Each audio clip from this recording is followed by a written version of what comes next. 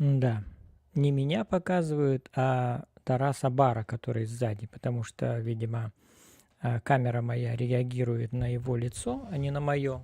А надо, чтобы на мое реагировало. Вот. Автоматика сразу все просветлила.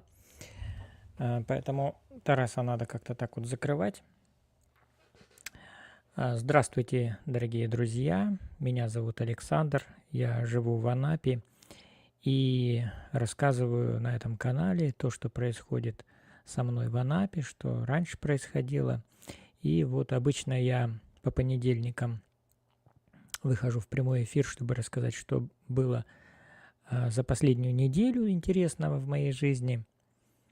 И сегодня у нас вторник. Ну, сейчас немножко этот график сбился, потому что жена моя Наташа в отпуск вышла. Отпуск у нее будет до февраля.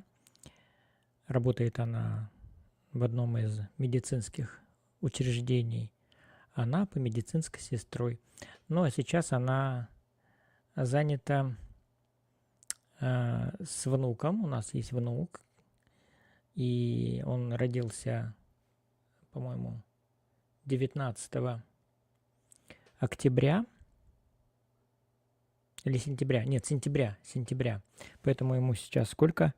Октябрь, ноябрь, декабрь. 3 месяца ему. Вот.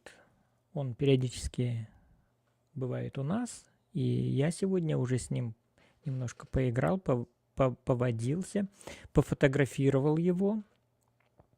Кстати, я снимаю сейчас на новый объектив. Ну как новый? Для меня он новый, а вообще ему уже 30 лет. Это Canon 28 мм с диафрагмой 1.8. Пришлось немножко сейчас повозиться, потому что автофокус у него, ну потому что, видите, вот то там вот на то лицо он, Тараса Бара, реагирует, то, может быть, ему еще чего-то не хватает, но как бы у него автофокус вот в такой вот обстановке, когда в комнате так немножечко темновато, он как-то себя повел не очень хорошо, я даже думал, может быть, он испортился, вот, ну, посоветовался с чатом GPT, чат GPT мне быстро сказал, какие настройки, я потому что вчера сидел и в настройках колупался и что-то там поменял. Кстати, снимаю я сейчас в режиме 25 кадров в секунду. До этого я всегда снимал, по-моему, 30, вот мои видео. Ну вот сейчас решил поснимать 25 кадров в секунду. В последнее время, вот последние несколько дней, как у меня появился этот объектив, я вновь углубился в теорию видеосъемки, хотя, в общем-то, я всю свою вот жизнь, начиная с 96 года, занимаюсь видеосъемкой. У меня была первая аналоговая камера Sony. Потом я снимал на Panasonic, такие маленькие фотоаппаратики. Сейчас покажу. Неоднократно уже его показывал. Сейчас он должен вот сфокусировался. Видите, лейка. Он быстро работает, то есть стоит... Посмотрите, бакешка какая сзади, видишь, загорелись вот эти вот шарики, кругляшочки. Вот блогеры, фотографы их ценят очень сильно. Вот, включаем, и вот выдвинулся. Так, выдвинулся, и что он, почему он фокус потерял? Ага, вот. Фокус потерял, и вот это леечка. Ну как, лейка это стекло, а фотоаппарат Lumix, он даже не знает, на чем сфокусироваться, то ли на логотипе Lumix, то ли на самой лейке, на логотипе, на объективе. Видите, вот такая глубина резкости. Вот. Вот потом вот на такой фотик снимал. И сейчас я на него снимаю, потому что он очень компактный, легко включается, автофокусировка у него моментальная, зум у него 20 крат, поэтому я на него очень такой вот, он для блогера просто находка. И вообще я в этом году же, вот можно, кстати, так уже немножечко подводить итоги этого года. В этом году я же начал видеосъемкой это заниматься, так скажем, ну, не скажу, что профессионально, но более серьезно. С разлива мазута началась вся эта история. То есть вот год назад, 15 декабря, танкеры штормом переломало, они затонули, все 4 части, вот эти вот все 2 половинки каждого танкера. И 16 числа ко мне обратилось телевидение РЕН-ТВ, чтобы я проник, так скажем, в Анапскую городскую больницу и нашел там моряков, которых привезли с этих затонувших танкеров. Я, конечно, собрался, пошел. Ну, поскольку я, конечно, журналист, но я не папарацци. Вот, и я не могу вот так вот куда-то проникать, хотя, в принципе, можно было. Они мне там говорили: да, Александр, что вы там, походите по палатам, там, туда-сюда. Я говорю, ну, как я пойду без разрешения, без халата? Ну, тут я, конечно, хотя можно было заработать. Вот, ну, я отснял только саму больницу, а снимал я, естественно, на Lumix, но не на этот. У меня этого Lumix вот еще не было, вот этого TZ30. У меня был Lumix TZ57, он у меня здесь.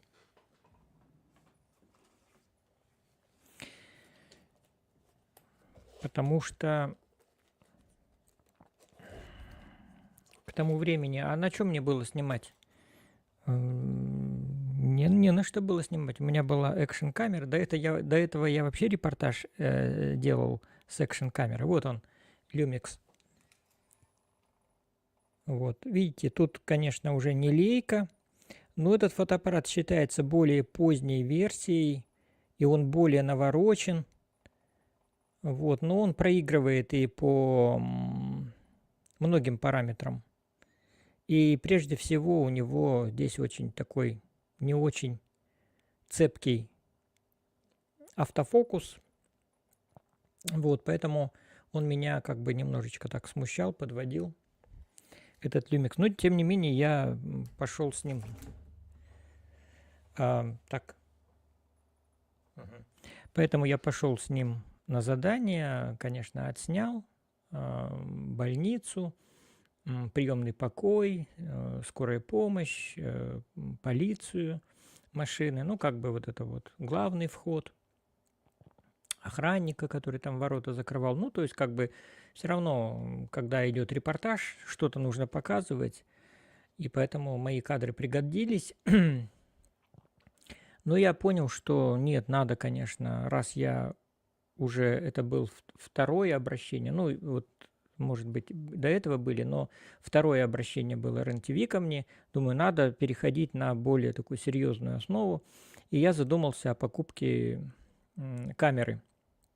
Я же ведь сначала не хотел покупать именно фотоаппарат.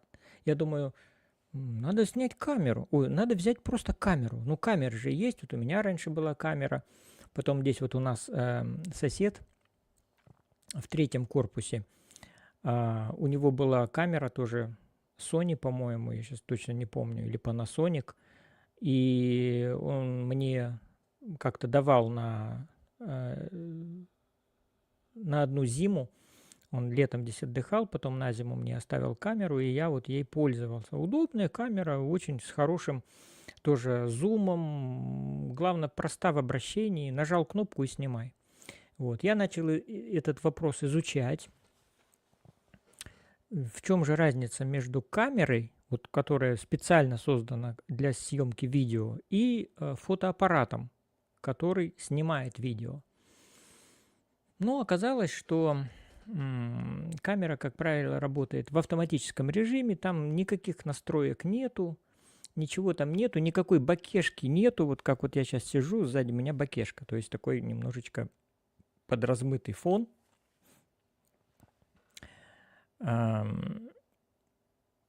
И видеокамера снимает все, вот у него огромная глубина резкости, то есть от переднего плана до заднего все видно. Ну, в принципе, в репортажной съемке, когда ты что-то снимаешь, вот, в принципе, это и нужно.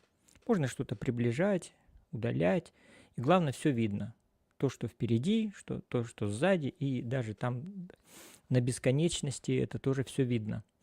Но это считается несколько так непрофессионально, и вот фотографы, которые занимаются такой художественной видеосъемкой, они, конечно, начали мне внушать, что все, абсолютно все фотографы и видеографы гонятся за таким вот понятием, как боке. Боке. А боке можно сделать только на камере. Конечно, есть камеры, понятно, есть камеры там за 100 тысяч, за 200, за 300, именно видеокамеры, там, которыми кино снимают. Там, естественно, это все есть. А мне нужно было дешевенькую такую, ну, до 10 тысяч рублей, ну, до 15. Вот. А они такие простые. Вот. И я думаю, ну, раз есть такое понятие боке, художественная съемка, почему бы мне этим не заняться? В общем-то, фотоаппараты у меня тоже всегда, я в школе учился, у меня фотоаппарат был Вилия. Смена у меня тоже была, смена 8М, как-то она мне не пошла, а вот с Вилли я начал снимать, и вот ей уже фотографировал. Правда, плохо фотографировал. У меня хороших фотографий в семейном архиве раз-два и обчелся. Я вообще не фотограф. И я им так и не стал, и становиться не собираюсь. Я вот сегодня тоже внука фотографировал на новый объектив. На компьютер забросил, все, кругом смазы. Ничего, и шум, и плоская картинка. Ну, боке есть, да, боке есть, но сам снимок не резкий. Потому что, конечно, понятно, ребенок спокойно не сидит, шевелится. Ну, тут нужно выдержку выставлять и кучу всяких параметров. И пока вот это все выставишь, объект съемки могут унести. Вот как Наташа потом его собрала и пошла туда на квартиру, на Крестьянскую. Ну, заодно прогуляться с малышом. Поэтому все равно хочется какой-то универсальности. Я думаю, ну раз можно и видео снимать, и фото, почему бы не совместить все это в одном устройстве. И я стал выбирать камеры. Вообще мне нравится, вот когда появляется какая-то такая вот идея, мысль, мечта, вот начинаешь изучать, а какие бывают камеры, а Sony, там, Fujifilm, вот эти вот Panasonic, Canon, конечно. Вот начинаешь разбираться, какая лучше. Оказывается, такая война идет между любителями Canon и Nikon. Одни канонисты, другие никонианцы. Вот, поэтому тут такая идет война, и она такая интересная, напряженная, вечная, можно сказать. Потом вот эти пошли, что такое full frame, то есть полный кадр, что такое кроп, матрица, что такое микро 4/3, вот в это все начал вникать. Но не столько в это, сколько я выбирал камеру именно для блогерской работы. И прежде всего, но она должна быть не высокой по цене, и там должен быть вход для внешнего микрофона. И вот я остановился на этой камере Canon M50. Она тоже уже такая старенькая по началу выпуска, но до сих пор она уважаема в среде фотографов и видеографов. И в первую очередь блогеров. Поэтому я на этой камере остановился, а уже потом стал изучать ее возможности и достоинства. Вот. Я даже сначала и не знал, что она кропнутая, то есть кроп это слово обрезать. То есть у нее обрезанный обрезанная матрица. А зачем и почему она обрезанная? А потому что полнокадровая матрица большая, и фотоаппарат от этого больше по размеру, тяжелее, объективы тоже больше и тоже тяжелее. А все как-то стремится же к компактности, удобности.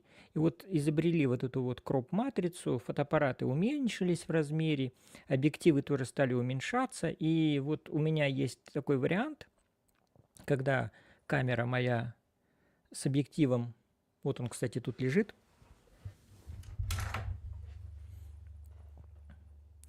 это, ну, фокусируйся, это блинчик, его называют так ласково блинчиком, Canon 22 миллиметра. Это он еще с крышкой, а если снять крышку переднюю и заднюю, то вот он такой получается, тоненький.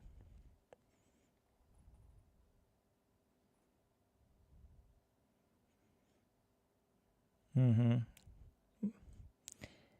Made in Taiwan написано. Вот. А вот этот объектив у меня, который я сейчас снимаю, он Made in Japan. Вот. Так что с этим блинчиком камера действительно компактная, ее можно даже в карман положить. И почему-то есть фотографы, которые хотят носить камеру в кармане. Вот. У меня есть такая камера, которую можно носить в кармане. Вот.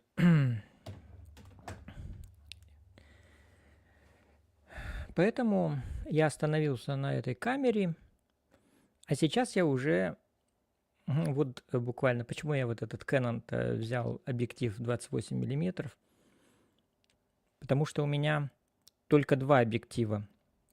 Canon это вот этот блинчик. Ну, блинчик, кстати, я не прогадал, блинчик это очень хороший объектив, очень хороший. Опять же, то, что он родной, с байонетом EFM, который подходит именно к этой камере.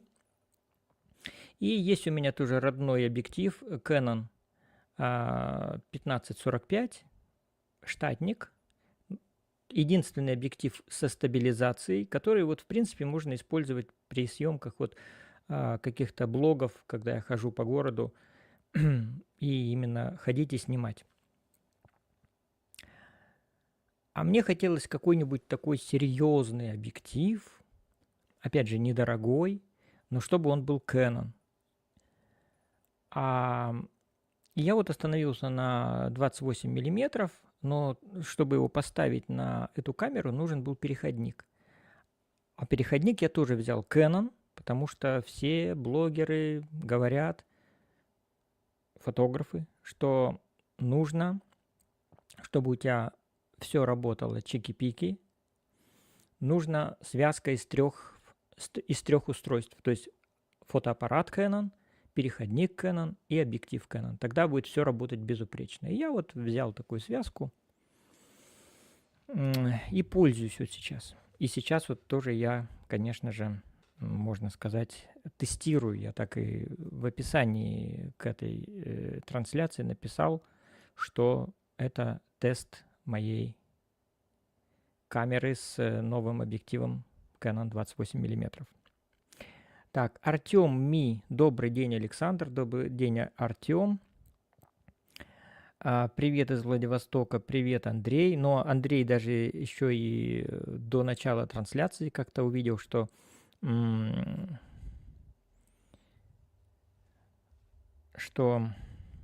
я уже готовлюсь к проведению эфира.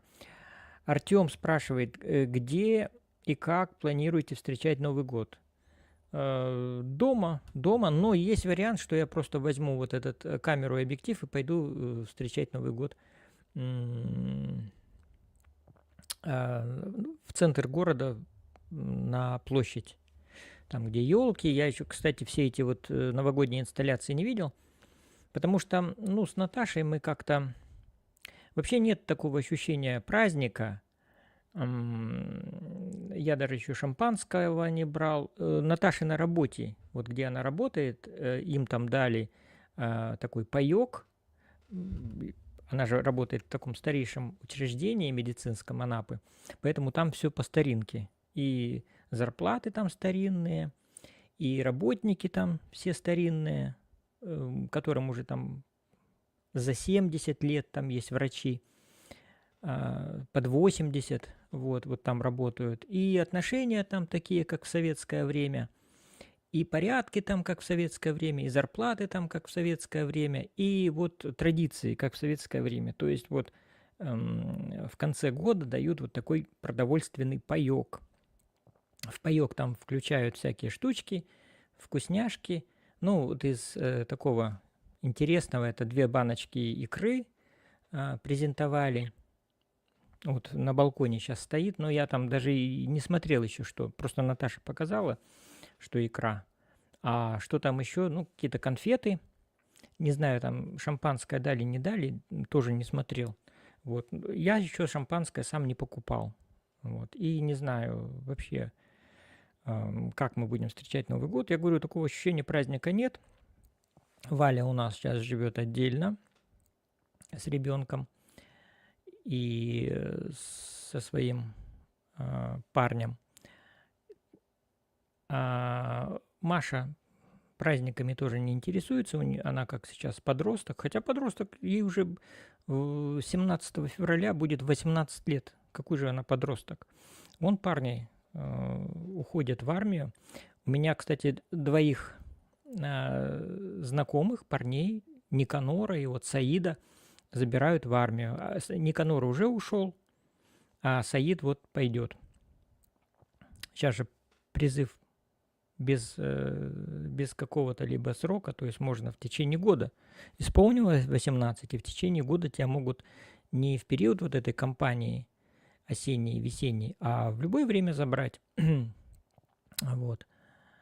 Так что вот пошли мои знакомые. Я все думал, вот в моем окружении столько молодежи, я имею в виду съемки в кино, вот наша кинокомпания, вся эта тусовка, и никого армия не касается. Нет, вот Никанор ушел, Саид сейчас пойдет.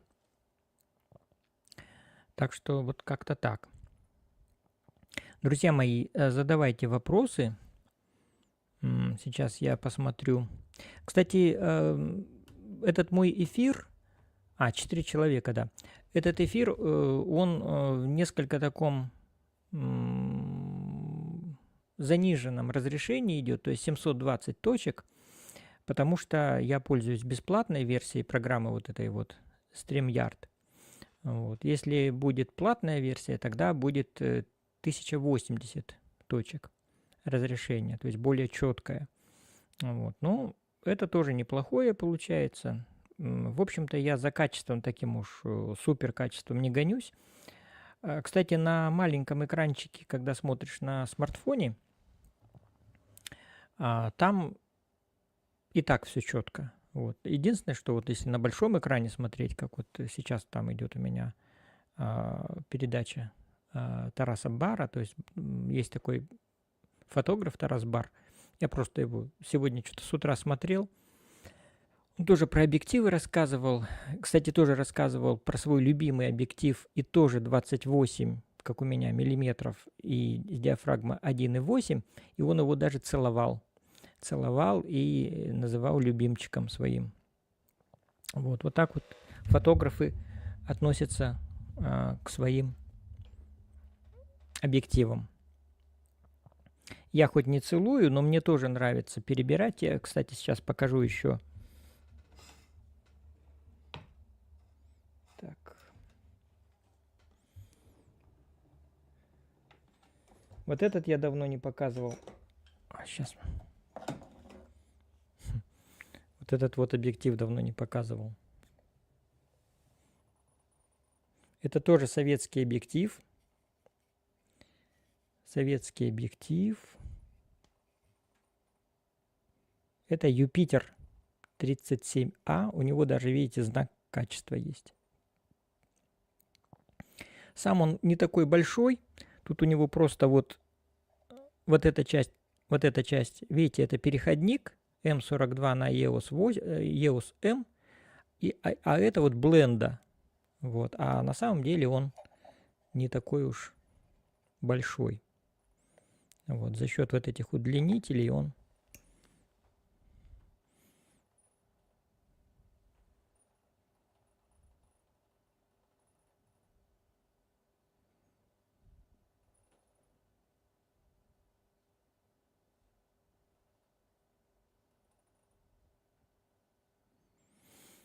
вот.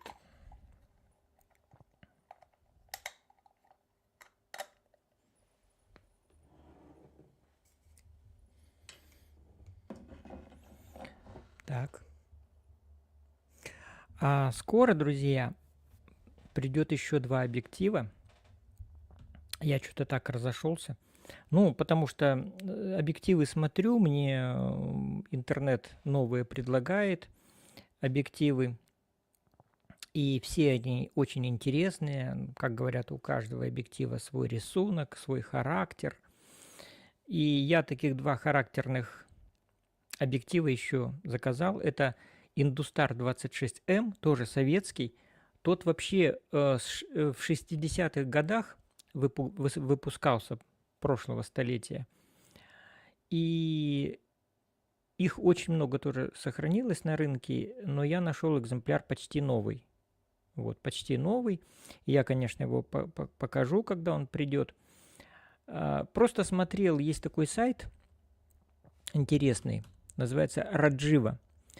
И там очень компетентные специалисты, фотографы, которые рассказывают об разных тоже объективах.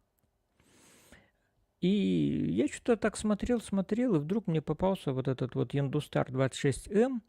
И так про него упоительно рассказывал автор этого канала. Он его, этот объектив, использует тоже как макрообъектив. Он там что-то, по-моему, то ли кольца использует удлинительные, то ли еще как. Ну, не знаю, у меня кольца, в принципе, есть. И я даже, и у него байонет резьба 39 мм, и я даже уже заказал и получил переходник с 39 мм на 42. А на 42 у меня уже есть кольца. И переходник есть на 42. С 42 на EOS M. То есть я могу вот такую систему состроить. И вот он показывает вот эти вот макрофотографии. Он там каких-то жучков фотографирует, какие-то цветочки. И там не просто боке красивое, закрученное, как говорят вот любители гелиосов. Особенно гелиос 42. А есть такое понятие кремовое боке. И когда они рассказывают, фотографы говорят, ну такое кремовое боке, ну хоть на хлебушек намазывай. Вот. И вот я не знаю, я человек такой впечатлительный, и я думаю, елки-палки, надо брать. Тем более попался дешевый объектив. Они вообще дешево стоят, вот эти вот индустары. Хотя цены сейчас начали расти, кстати. И я купил, жду его. Я не знаю. Я, конечно, охотиться за какими-то жучками, наверное, не буду. За бабочками. Вообще, знаете, чтобы поймать бабочку на цветке в макрообъектив, это надо, знаете, какое терпение иметь. Это же объектив мануальный, то есть он без зума. То есть я, конечно, можно там бабочку какую-то поймать, если она сидит у тебя в метрах 2, ты ее зазумил, приблизил, то есть, и снял. А на макрообъектив это надо, знаете, прямо чуть ли не само стекло, линзу переднюю, прямо вот в цветок тыкать, как у Чехова, да, ейной мордой мне в харю. Так вот, надо вот этим объективом прямо в этот цветок, в этого жучка-паучка, и надо же, чтобы он еще сидел и не улетел. То есть, чтобы бабочку снять, конечно, какую-то бабочку или там стрекозу, это надо такое везение, так надо сидеть долго, где-то в засаде в какой-то, неподвижно, или лежать в траве и вот наставив на какой-то конкретный цветок свой объектив, сфокусировавшись, потому что мануальный объектив, там, знаете, бабочка тебя ждать не будет, она сядет и улетит, поэтому ты должен быть готов уже к этому снимку. Вот. Поэтому я не знаю, как там медом мазать этот цветок, чтобы там какой-то шмель прилетел, пчела, чтобы сфотографировать. И я, конечно, оцениваю все трезво, и я, конечно, не буду этим заниматься, этой ерундой, не буду сидеть, но почему-то объектив этот я взял. Ну, цветочек можно фотографировать, просто цветочек, там какой-то колокольчик, он уже точно не улетит и требует, конечно, меньше времени, чтобы там сфокусироваться и снять красиво, чтобы бакешечка была кремовая. Вот мне почему-то хочется вот это, какой-то снимок. Хотя у меня, еще раз говорю, я не фотограф, и у меня нет каких-то хороших фотографий. И я вообще как-то не понимаю, как эти фотографии там, ну, понятно, их где-то на компьютере можно хранить, иногда просматривать, но все-таки мне больше нравится снимать видео.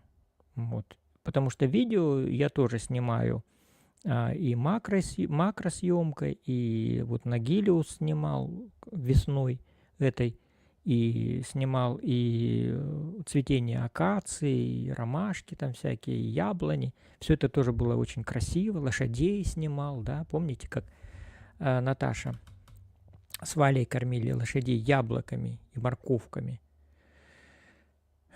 Так что, а фотография нет, это вот как-то, ну, не для меня. Вот. Хотя я пытаюсь делать фотографии, но я не могу ими наслаждаться. Вот. Как другие моими фотографиями, я тоже не знаю, вызовет ли у них какое-то удовольствие, наслаждение эстетическое. Вот. А вот видео я снимаю, я его смотрю, мне нравится, я наслаждаюсь, я пересматриваю. Видео, да, вот как-то мне все-таки больше видео западает. Поэтому этот Industar 26M я буду тоже использовать и для такой съемки, не только макро, потому что он вообще, у него фокусное расстояние 50 миллиметров. Вот, допустим, у Гелиоса, вот придется показать, вот у этого Гелиоса, это тоже советский объектив, у него 58. Видите, тоже переходник М42 EOS M. Вот. У Гелиоса тоже 58 миллиметров фокусное расстояние. И им же можно снимать и дальние планы, и средние, всякие разные. Ну и в том числе и макросъемку делать. Я им тоже фотографировал и делал видео макросъемку. Вот. Поэтому этим Industar 26M тоже можно делать макросъемку. Но когда я еще потом смотрел, изучал этот объектив Industar 26M, и вдруг один из обозревателей говорит: ну, Industar 26M, конечно, хороший объектив, но с ним, ну, ничто не сравнится с объективом Industar 61LZ. Ё-моё, я это услышал, думаю, как ничто не сравнится? А что за это объектив? Начал искать информацию. Оказывается, это тоже советский объектив. Тоже его на рынке очень много. Стоит он тоже недорого. Я самый дешевый находил за 1800. Вот. Я взял немножко дороже, но я взял с кольцом, сразу с переходником Лушникова. Есть такое понятие одуванчик Лушникова. Это наш изобретатель Лушников изобрел такую вот плату, которая надевается на кольцо, и кольцо присоединяется к фотоаппарату, и на это кольцо записано как бы такие ложная информация, как будто бы на фотокамере надет объектив с электроникой. Вот. Наши же все придумают, русские кулибины. Вот. То есть берешь мануальный объектив, который никакой электроники нет, только стекло и железо.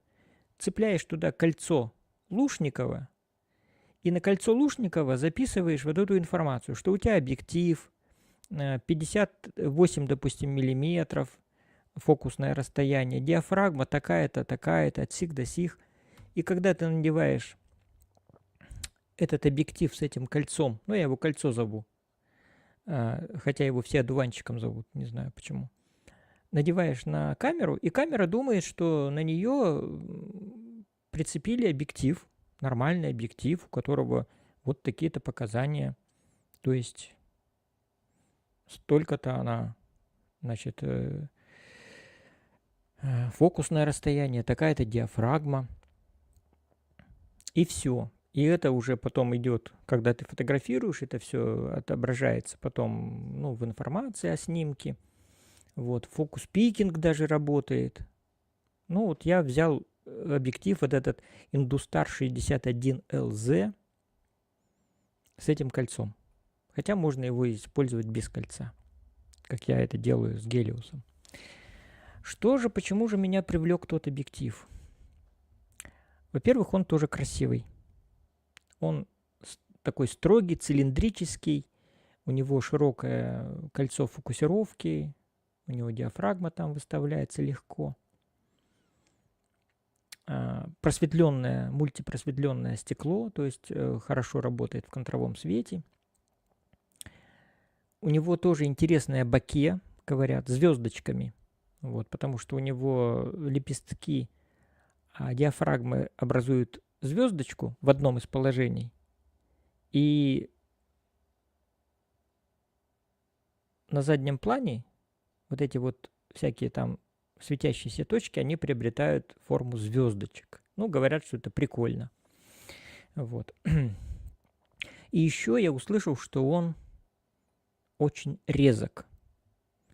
Там парень один фотографировал в городе весной, и он говорит, ну посмотрите, вот он делал общие планы, он говорит, ну видно все, что делают люди. Вот этот вот идет человек, он улыбается, этот там что-то там, допустим, там в сумочке женщина копается, что-то там достает. То есть он такой резкий, что снимок можно рассматривать просто как вот картину. Я думаю, ну классно. А если он снимает фото резко, значит он и видео будет снимать резко. И думаю, вот сяду я на набережной, включу свою камеру, этот объектив с этим объективом, и будет такая городская картинка. Жизнь набережной. Вот я с какой мечтой купил этот объектив, и он тоже мне скоро, вот до Нового года, мне должны прийти оба объектива, и Industar 26M, и Industar 61LZ. Так, Андрей, насколько совместимы советские объективы с современными цифровыми фотоаппаратами? Сложно ли работать с ними? Ведь все вручную нужно настраивать. Ну, вообще, настоящий фотограф, профессионал и художник, он автоматике не доверяет. Это любители только доверяют, как я, автоматике. То есть включил буковку А, и все, и снимай все. Хоть ночью, хоть днем, хоть утром.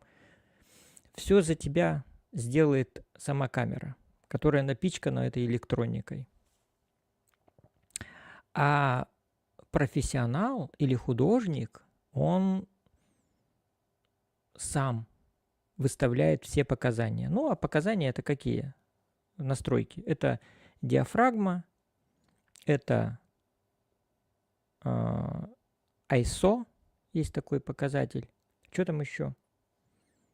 Выдержка. Ну, для видео выдержка вообще не важна. Там одно показание ставишь выдержку, и оно молотит. Вот у меня сейчас 25 кадров в секунду снимает. Вот, говорят, кинематографичный такой эффект 25 кадров дает. То есть он дает такой кинематографичный смаз. То есть когда я рукой вот так вожу, и она должна выглядеть как в жизни смазанной. Вот, когда большее количество кадров в секунду, допустим, там 30, 60 и даже 120. Тогда у тебя, когда бы ты не тормознул кадр, у тебя будет четкое изображение. Вот такое. Вот. А когда ты тормозишь на 25 кадрах в секунду, когда ты остановишь, у тебя получается, что у тебя не 5 пальцев, а 10 пальцев, и за ними еще такой шлейф двигается. Вот это считается кинематографичное изображение. Вот. И оно больше ценится, и больше люди к нему привыкли за время существования кино, искусства кино. И все фильмы до сих пор снимаются 24 кадра в секунду. Ну, я сказал 25, потому что у меня в фотоаппарате 25, а вообще кино классическое снимается 24 кадра в секунду.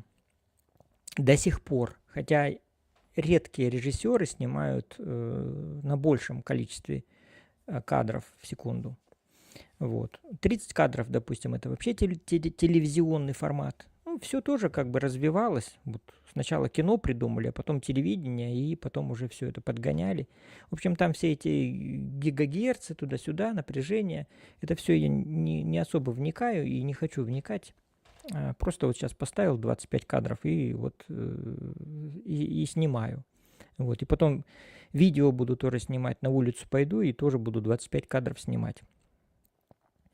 Насколько совместимы? Совместимы полностью. То есть любой объектив можно приспособить к современной камере, к самой навороченной, которая напичкана на электрониках. Потому что стекло есть стекло, и все упирается только в качество стекла. Это же не просто стекло. Над этим стеклом работают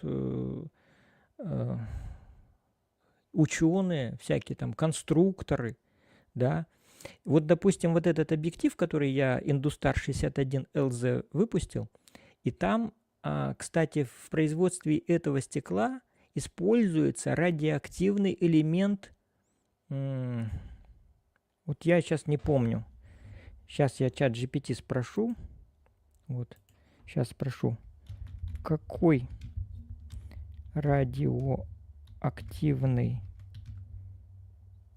элемент используется при производстве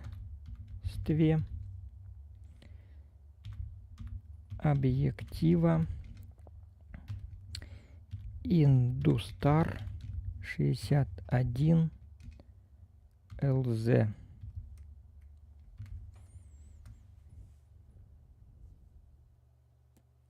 Ждем ответ. Коротко, без страшилок, говорит мне чат GPT. У Industar 61 LZ нет никакой загадочной радиоактивной таблетки внутри, как и в некоторых старых стеклах. Так, почему нет? Ага. L в названии значит, что в оптике использовано лантановое стекло. Лантанум глаз. Это стекло с добавлением редкоземельного элемента лантан. Сам лантан не радиоактивен в обычном смысле и не делает объектив радиоактивным настолько, чтобы это как-то ощущалось или было опасно. Вот, это вот такой, вот видите, вот содержится лантан. И это кажется, что только такое стекло, да, а вот это просветление, которое вот идет, химическая вот эта обработка, почему объективы нельзя никогда чем-то натирать, нельзя шлифовать, если там, допустим, какая-то царапинка на передней линзе, она не мешает съемке. Ну, она может только где-то там в каком-то боковом или контровом свете проявляться там как-то, но это очень там редко бывает, такой вот артефакты выскакивают. Вот. Но шлифовать эту царапинку ни в коем случае нельзя, потому что ты начнешь шлифовать, сотрешь вот это все химическое напыление, просветление, и все, объектив у тебя перестанет работать. Ну, перестанет быть тем объективом, в который вот были вложены вот эти вот знания ученых. Так вот, любой объектив, он совместим с любой камерой, И я смотрел очень много видео, которые показывают, что любые объективы, немецкие старые, Carl Zeiss, советские, любые объективы можно использовать с современными камерами через переходник. Вот.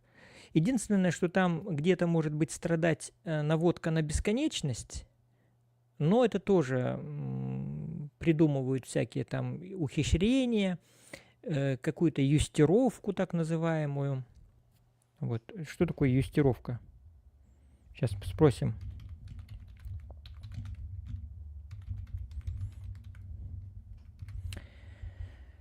У чата GPT. А то я сказал термин, а сам плохо разбираюсь. Так вот, мне чат GPT говорит: бро, коротко, без пафоса. Юстировка – это точная настройка оптической системы, чтобы объектив и камера работали как часы, а фокус попадал туда, куда нужно попадать. Ну, тут много он еще чего расписал, но это точная настройка стекол. Вот. Тоже делается, конечно, специалистами. И вот единственное, что где-то вот это страдает наводка на резкость, но это тоже исправляется юстировкой. А некоторые объективы, они сразу попадают в точку. Дело в том, что есть еще понятие такое, как экземпляр. И настоящие обозреватели, когда они рассказывают об объективе, они не говорят сразу за всю вот эту вот линейку объективов, да, за всю эту вот марку. Они говорят: у меня попался хороший экземпляр. То есть они вот так вот, это вот такие вот нормальные обозреватели так говорят. У меня экземпляр попался безукоризненный. Вот. Если там где-то какой-то обозреватель говорит: вот тут немножко угол мылит, вот тут вот что-то там это...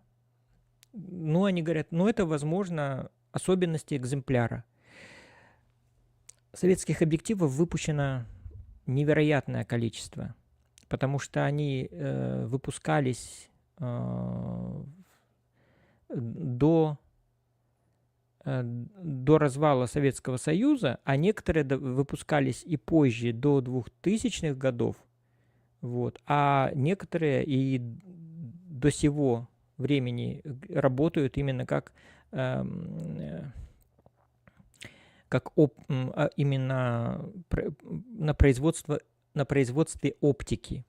Вот, я не знаю, почему у нас сейчас как-то в России, в нашей матушке, прекратилось вот это вот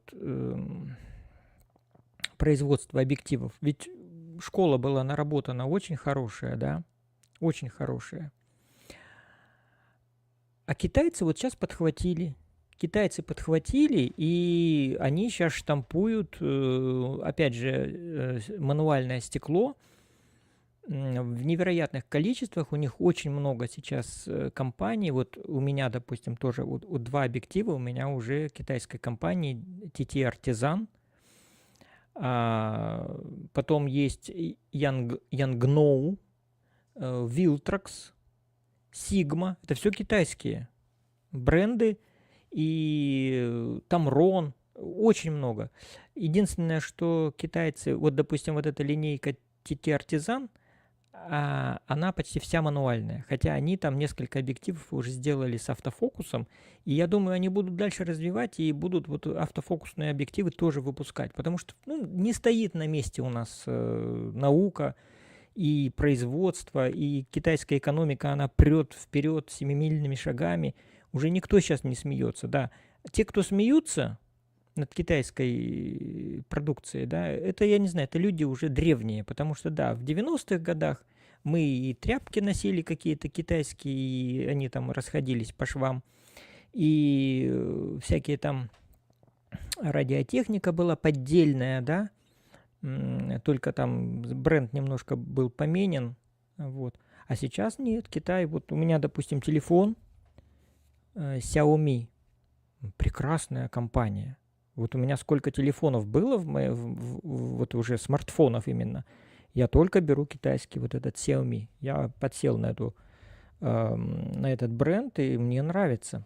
Вот. Также они делают все остальное, и в том числе и объективы. Так вот, отвечая на вопрос Андрея из Владивостока, да, объективы совместимы, а ручная настройка, видите, вот она как раз по мне, потому что ручная фокусировка, она требует такой неспешности, а я человек такой ведь неспешный, часто ленивый, вот, и поэтому вот это нужно прийти, вот, разложить штатив, установить камеру, надеть объектив, найти объект съемки, начать долго-долго фокусировать, вот, потому что в очках как-то, ну, иногда можно ошибиться, но все-таки зрение не стопроцентное.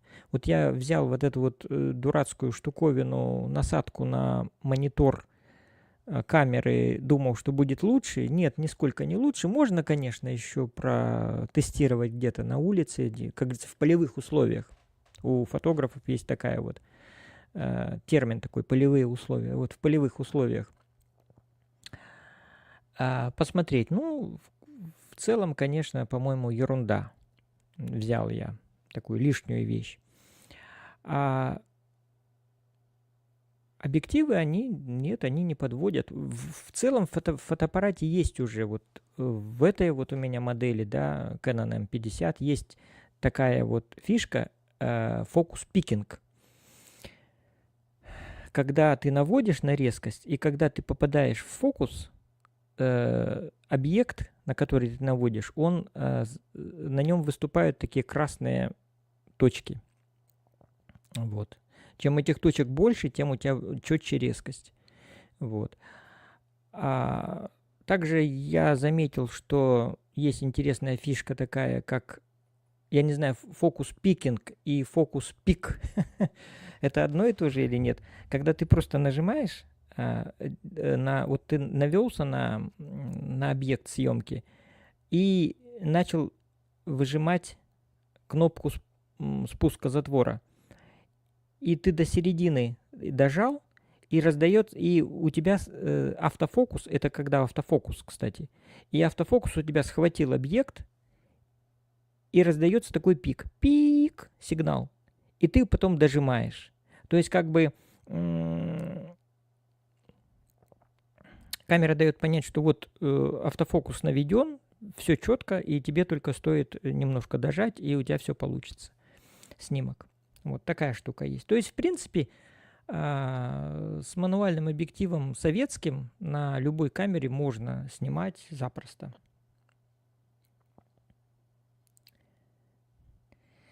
Так.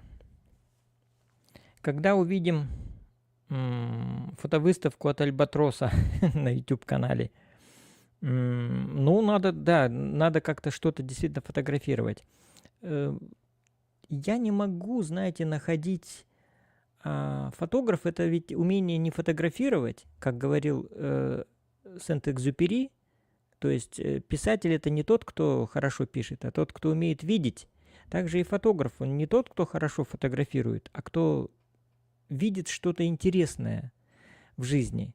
Вот сейчас у меня здесь идет Тарас Бар, он что-то жарит.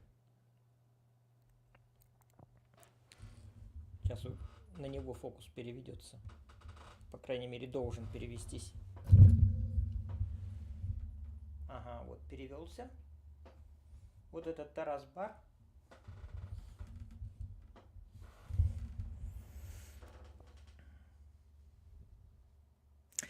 Он так интересно рассказывает про объективы и про фотографию. Вот я сегодня смотрел, он там разбирал фотографии, ну, других фотографов. И вот это умение видеть. Ты выходишь куда-то, в лес, там, в город, и просто видишь что-то такое необычное или что-то обычное, но под другим углом. И ты это фотографируешь. И это классно. Я не знаю, я так, наверное, еще не ходил вот на такую охоту, чтобы пойти что-то сфотографировать, вот именно, чтобы вернуться с прогулки и принести какие-то интересные снимки. У меня такого не было. Я всегда куда-то бегу или я иду на съемку, а вот специально фотографировать я не хожу никогда. Никогда не ходил на такую охоту. Может быть, конечно, стоит попробовать как-нибудь сходить. Именно вот и Андрей правильно говорит, что, может быть, сделать такую какую-то вот не фотовыставку, а какую-то коллекцию каких-то именно фотоснимков, чтобы можно было тоже сказать, что «а я это увидел, и это прекрасно, и я остановил это мгновение». Да, надо попробовать. Есть предположение, есть предпочтение, чего больше снимаешь, что любишь снимать на фотоаппарат, что больше нравится снимать на видеокамеру. Ну, как я сказал, что я на фотоохоту не хожу. Если я иду куда-то снимать целенаправленно видео. И видео мне снимать проще. Даже проще потому, что видео все-таки проще настраивать.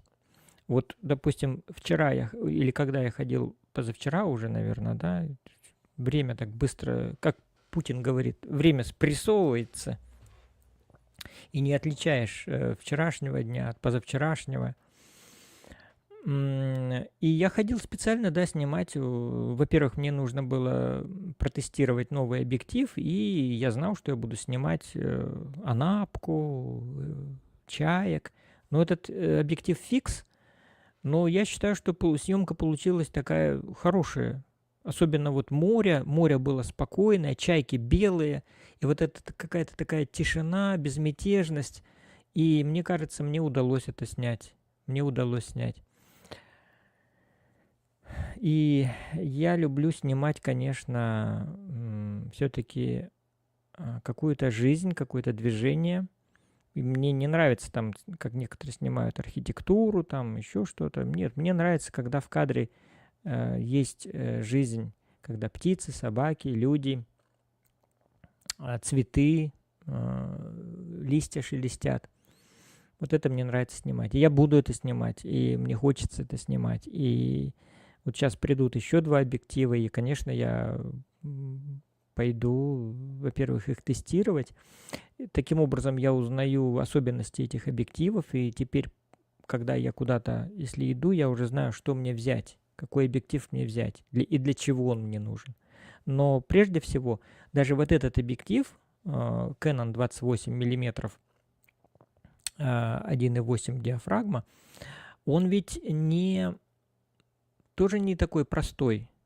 Его не считают супер резким, но он, опять же, для художественной съемки.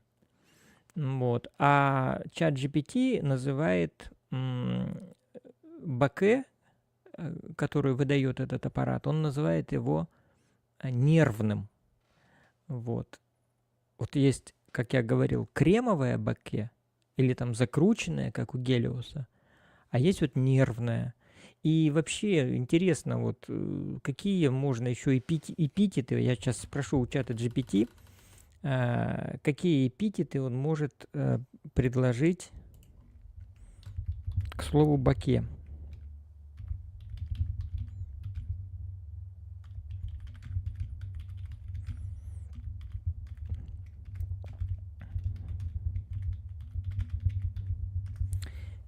Перечисли все, написал я.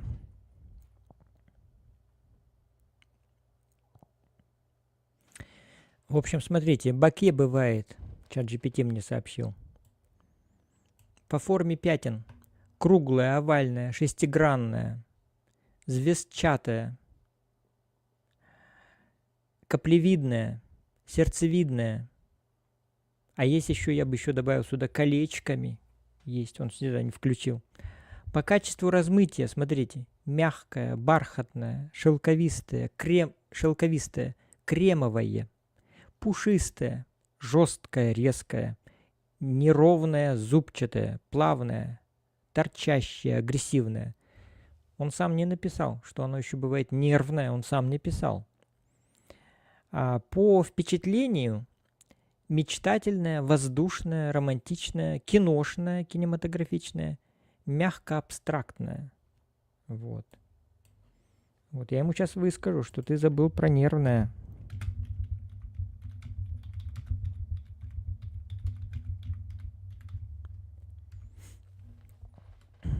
Точно, бро, написал он мне. Нервная баке — это как бунтарь среди размытия.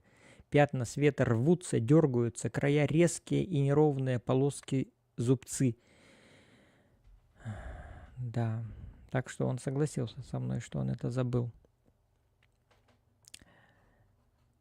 Поэтому, да, снимать интересно. Я, может быть, когда-то сниму свой первый художественный фильм именно как оператор. Мне это хочется сделать. Хотя бы, я не знаю, хотя бы чуть-чуть. Многие, кстати, видеографы, они пробуют. Я вчера нашел канал интересный. Там дядька тоже. Я на него подписался. И он тоже снимает кинематографично. Вот. Рассказывает, как это кинематографично снимать. И сам снимает какие-то такие маленькие сценки. Просто там женщина гуляет, ребенок бегает. То есть это вот он накладывает музыку, эффекты, конечно, всякие там, красит красиво кадр. Вот. У него получается интересно. Вот тоже надо поизучать его опыт. Какой объектив больше всего тебе на сегодня нравится? Почему он тебя зацепил? Но с точки функциональности и универсальности это Canon 22 мм, блинчик. Вот. Я, кстати, последнюю трансляцию снимал на него.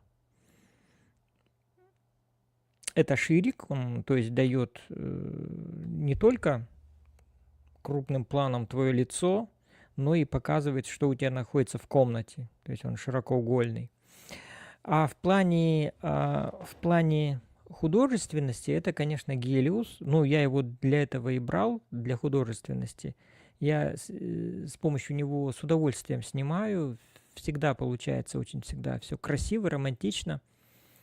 Вот Гелиос. Вот. Так что два вот этих объектива. Один для работы, другой для настроения, для художки. Какой дашь совет тому, кто только хочет купить свой первый советский объектив и попробовать поработать с ним? С чего начать, чтобы не разочароваться? Ну, я повторюсь и скажу, что, конечно, Гелиос. Хотя, конечно, кто-то начинает, может быть, и с мира. Вот я вчера смотрел объектив, тоже мне как-то попался. Тоже что-то я смотрел, и кто-то снимает на мир 1В. Есть такой объектив мир 1В. Я кинулся, значит, смотреть на Авито, и он достаточно дорог.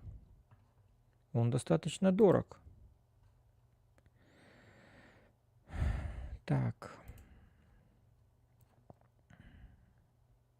Ну-ка мне сейчас предлагает, не предлагает. Я же вчера смотрел этот мир.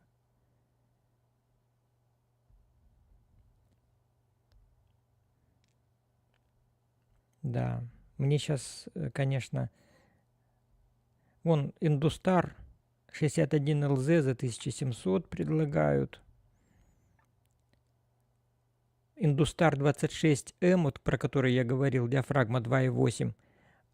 Тоже, кстати, хорошее состояние, вот я смотрю. У меня, я уже смотрел, 500 рублей всего. 500 рублей. Знаете, я люблю брать какие-то товары у женщин, потому что женщины, они не стяжатели, они не хотят как-то извлечь какую-то максимальную выгоду от продаваемого товара, а просто хотят избавиться от ненужной вещи. И они не всегда как бы вот так вот, у них есть время, женщина, потому что занята многим, там, детьми, там, стиркой, уборкой, приготовлением пищи, и мне как-то сидеть часами в интернете и сверять цены, какие-то там технические возможности. Они находят, ну, мне так кажется, они находят какую-то вещь у себя в доме и продают ее абы как. Вот. И поэтому я заметил, что когда женщина продает, она всегда продает, ну, дешево. А мужики всегда, они задирают цены так, что мама не горюй. Кстати, я, значит, вот совсем сегодня я сделал еще одну покупку, но это не объектив, а это вот что, друзья. Так, сейчас я себя должен видеть.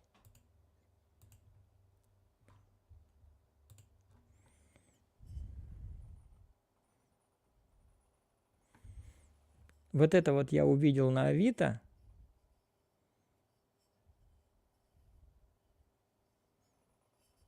И приобрел. Это керамика. И это музыкальный инструмент.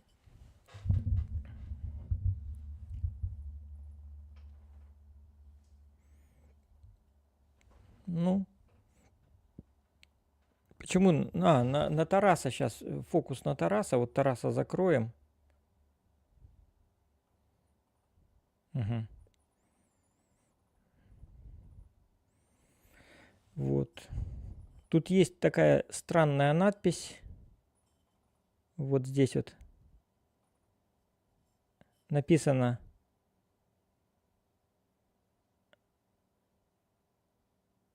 Сабияй. Ну, как-то то ли это и краткое в конце, то ли что. Вот. Сабияй. Может, буква А это не буква А, может что-то другое. Вот. Но я прочитал как Сабияй.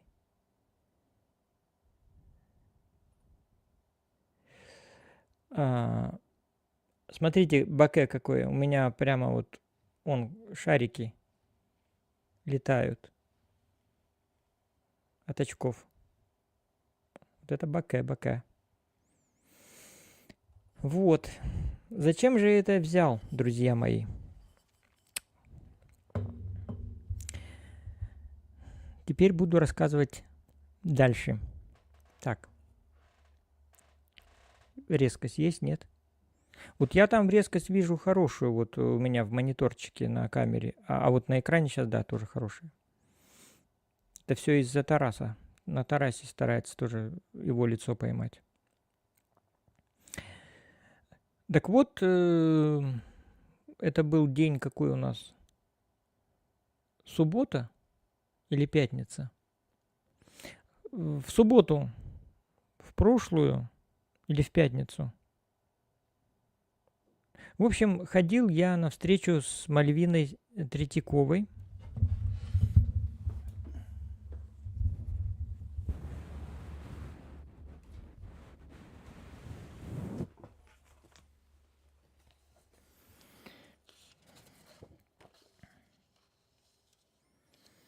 Она вручила нам сертификаты.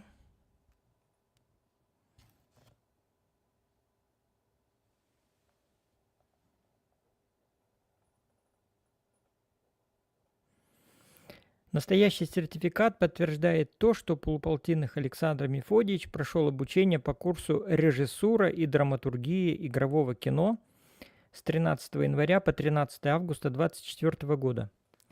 Вот. И подпись ее. Печати нету, но это и не важно. Все равно очень приятно. Я никогда за печатями не гонялся. И я вообще не думал, что она мне вручит этот сертификат, потому что я-то обучался бесплатно, люди платили по 7 тысяч за месяц, а я бесплатно. И это сертификат за хороводы. Я это считаю как за роль колдуна. За роль колдуна. Этот фильм находится все-таки еще в производстве. Но Мальвина Сергеевна о нем не забывает, он обязательно будет доведен до конца, и мы там просмотрели, так скажем, отрывки из этого фильма, в том числе с моим участием, где у меня там бородища была, волосы чуть ли не до плеч. И в целом я как бы, да, посмотрел на себя другими глазами. И вот после перерыва, после такого И вполне так, ну, можно сказать, что неплохо я смотрюсь на экране, неплохо. Вот, конечно, не на 100 там процентов, да, но вот и не всех хуже. Когда Мальвина Сергеевна вручала эти сертификаты, она говорила приятные слова, в том числе и мне. Она сказала, вот Александр у нас, он со мной с первого проекта. И я не представляю, как я без него буду снимать, потому что это человек ответственный, талантливый, сказала она. Ну, я с этим, конечно, не согласился, потому что я знаю, что все-таки перед камерой я как-то немножечко держусь не очень уверенно, и то, что я могу, наверное, себя выжить, я еще не выжил. Ну, тем и интересней работать с Мальвиной Сергеевной дальше, потому что чем дальше мы с ней работаем, и она постоянно дает возможность себя проявить и сыграть на 100%. Вот. И это здорово, это дорогого стоит, потому что вот некоторые люди не совсем как бы творчество Мальвины Сергеевны принимают так серьезно, а я считаю, что нет, это очень серьезно. И вот представляете, вот взять какого-нибудь там человека, который уверен в себе и в своем таланте,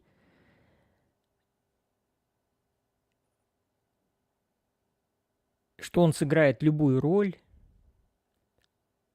и вот его, допустим, если куда-то в Москву отдать какому-нибудь режиссеру, вот как он будет играть?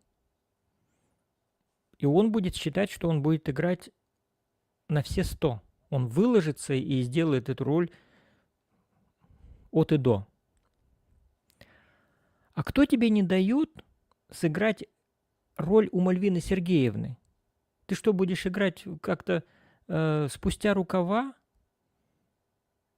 Ты будешь играть не на 100, а на 50 или 25%? А почему ты будешь у нее играть хуже, чем ты бы сыграл где-то в Москве?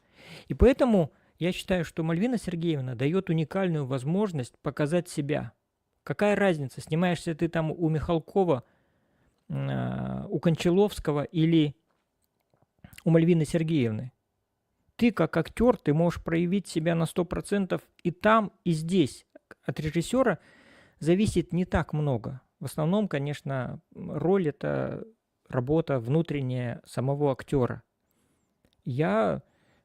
То, что предлагает нам Мальвина Сергеевна, я с благодарностью принимаю, потому что кто мне даст такую возможность сыграть роль, выложившись на 100% и даже больше?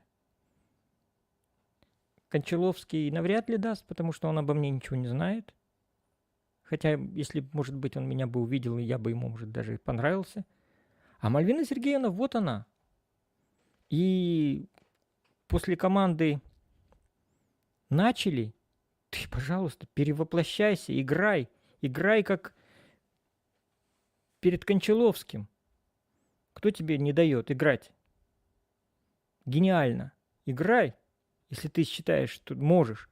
Поэтому я считаю, что Мальвина Сергеевна это просто вот для Анапы большая находка. И то, что она сейчас новый проект затевает, он уже начался, кстати. Он уже начался, уже собрана группа. Я, по-моему, в прошлый раз об этом говорил, но если не говорил, то еще скажу. Набор еще идет. В основном в этой группе, опять же, женщины. Женщины, они всегда впереди. Они всегда чего-то ищут. Они хотят тоже внимания, славы какой-то, наверное, да. Это неплохое желание. Почему нет? И поэтому новый проект, он называется «Карта одного желания». Это опять такая и семейная история, и мистическая, и историческая. И Мальвина Сергеевна предложила мне роль. Она сначала там, значит, по сюжету, ну, в планах должны быть разбойники, то есть герои, муж и жена, которые там в ссоре, все это происходит на Рождество, они попадают опять в 14 век, в 14 век, а сейчас скажу точно, в какой век они попадают. Это годы жизни Сергия Радонежского.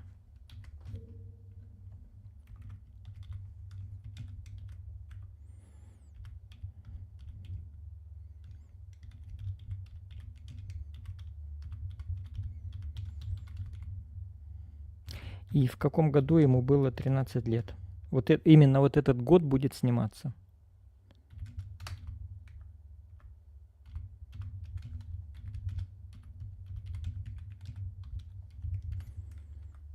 Так, сейчас ChatGPT мне ответит. Сергий Радонежский родился в 1314 году, умер в 1392.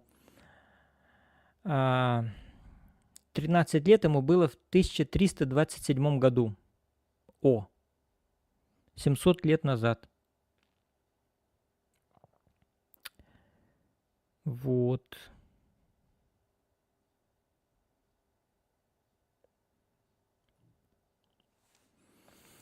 То есть 1327 год. Вот у нас будет, то есть точный год известен, когда мы будем снимать. И вот они попадают в 1327 год, это семейная пара, и встречают разные там приключения, то есть попадают в том числе и к Сергию Радонежскому, князьям, и должны быть сначала там разбойники, но потом Мальвина Сергеевна переиграла, и вместо разбойников она туда включила хана.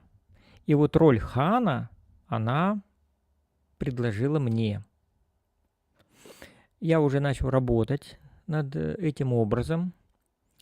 У меня уже там появилась киношная семья, то есть у меня появилась жена, одна из жен. У хана несколько жен, не меньше 3.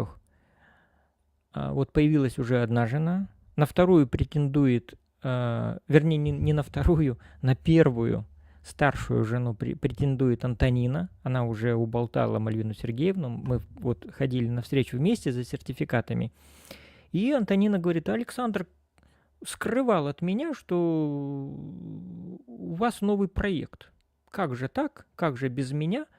И я буду играть старшую жену. Кто бы там ни играл 2 других жен, я буду играть старшую жену. Вот. Ну, ей говорят, говорят, Антонина, ну вы же такой европейской внешности. Она говорит: спокойно. Сделала, значит, вот глаза вот так. Я, говорит, сделаю все как надо. И черную косу себе прикреплю, и глаза себе узкими сделаю, и нос плюский. Вот, поэтому... Ну и костюм, конечно. Кстати, когда Мальвина Сергеевна вручала сертификат Антонине, она так ее нахвалила, говорит: Антонина – это человек, который, когда ты его приглашаешь на съемочную площадку, ты не заботишься ни о чем, ни о гриме, ни о костюме, потому что Антонина всегда придет так, как надо. То есть это будет и прическа, и всякие аксессуары, и костюм, все будет безупречно и в точку. Вот. Ну, конечно, она много сказала приятных слов, когда вручала сертификаты и другим нашим актерам, вот, в том числе Диме. Она сказала: Дима, ты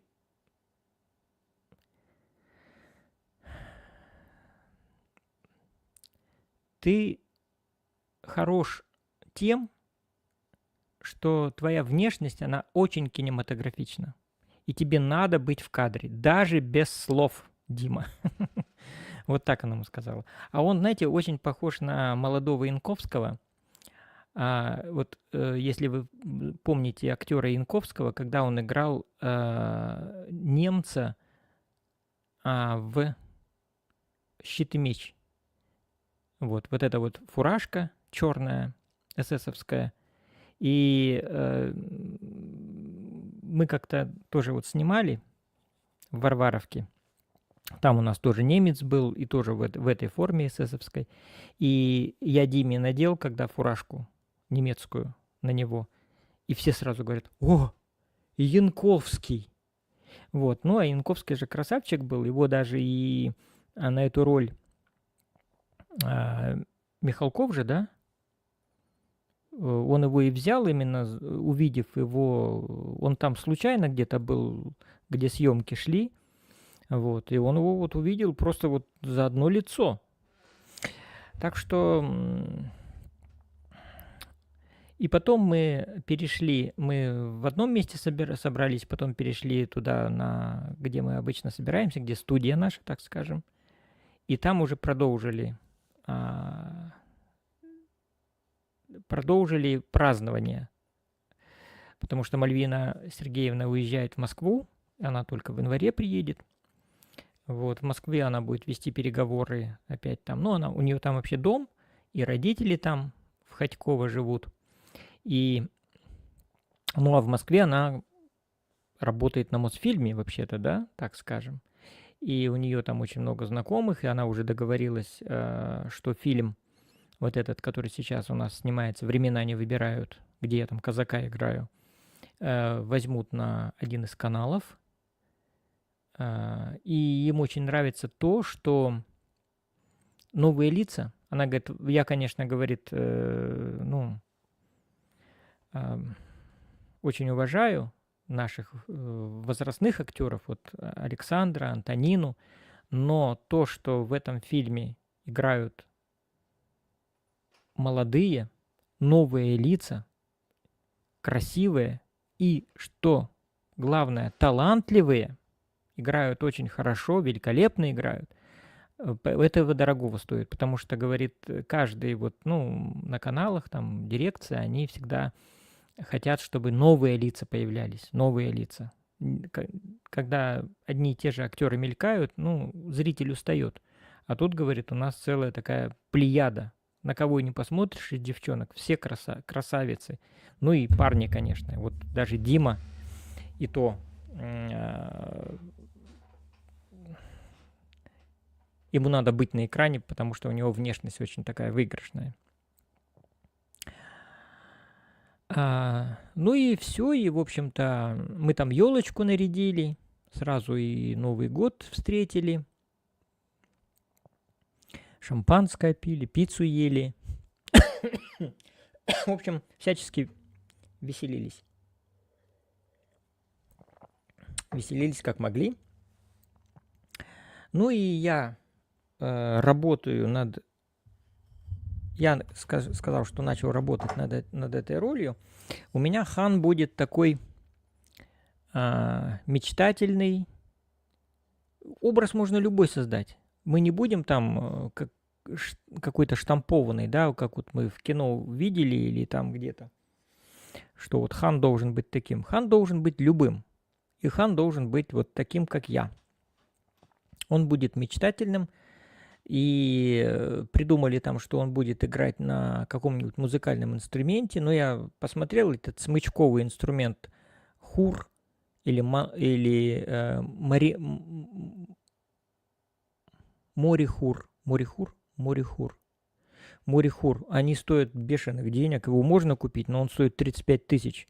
Вот. А в принципе его, если сделать, его можно сделать из фанеры. Это просто ящик фанерный, лаком крашеный, к нему палка приделана, на конце палки конская голова и 2 струны. Вот, это тебе хур. Дырка вырезана, или 2 дырки для резонанса вырезаны, как у скрипки. Вот тебе хур. За что 35 рублей? Любой ученик сделает из фанеры, если так разобраться. Вот.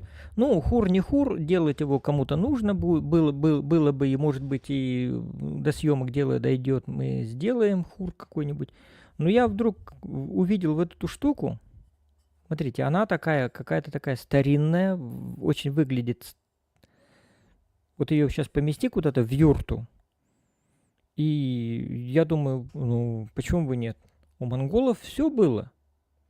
Они столько городов прошли, стран, везде что-то там подворовывали где-то, что-то захватывали, грабили. Иногда такие вещи брали, которые, может быть, и неизвестно, как в быту использовать, и они использовали по-своему. Как хотели, так и использовали. Для чего подойдет, на то и сгодится. Вот. Не вникая в какие-то там особенности, да. Поэтому, думаю, вполне у моего хана могла быть вот такая вот штуковинка. Тоже где-то прихватил по ходу дела. Вот. А еще, может, видел, как в нее там кто-то дует. Вот. И в нее дуть можно. Сейчас я подую.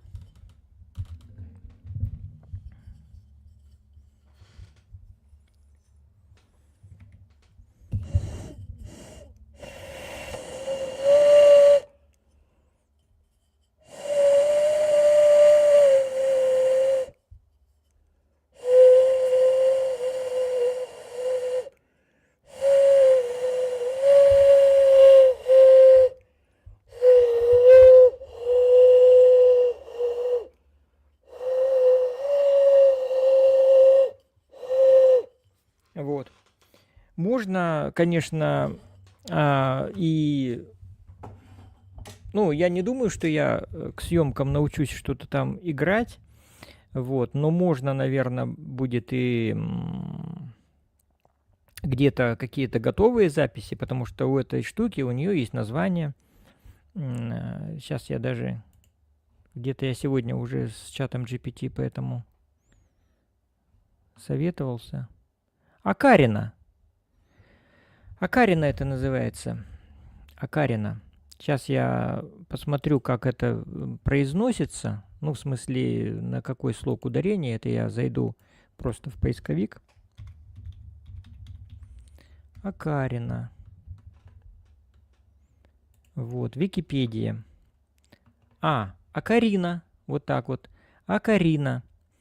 Переводится с итальянского гусенок, свистулька, духовой музыкальный инструмент, род свистковой сосудообразной флейты. Существуют глиняные, фарфоровые, деревянные акарины. Название акарина применяется как ко всему семейству свистковых флейт, так и к конкретной разновидности, изобретенной в Италии. Вот. Ну, правда, тут написано, изобрели ее в 1860 году. Вот. Но я думаю, что такую свистульку могли и раньше изобрести. Вот ничего в ней такого нету. Я вот сейчас чат GPT спрошу. Напиши сценку, как хан, которого буду играть я,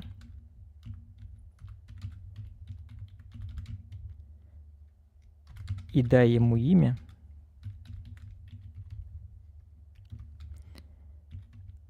нашел Акарину.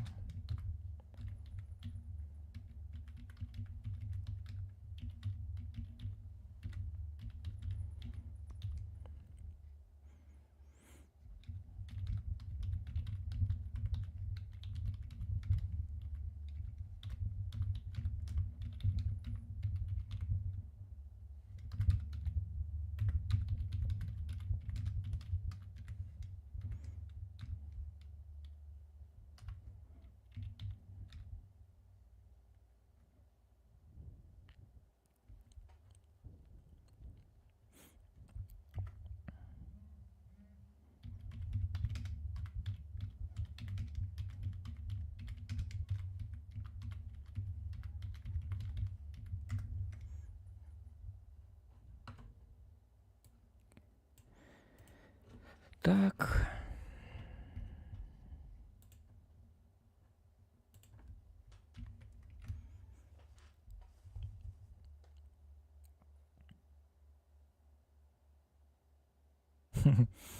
Вот он пишет. Сцена. Лес недалеко от Троицы Сергиева монастыря. Лето 1300 лето 1380 года. Ветер шуршит в кронах берез, солнечные лучи играют на мшистых камнях. На поляне стоит хан Богатур-хан, могучий и задумчивый. Богатур-хан ходит, рассматривает землю. Что за звуки тихие тут? Или это ветер с шепотом песен шлет? Он замечает странный предмет, маленькую керамическую окарину, лежащую среди травы. Берет ее в руки. Богатур-хан поворачивает инструмент, вдыхая запах глины. Штука странная. Никакой войны не нужна. Чтобы никакой...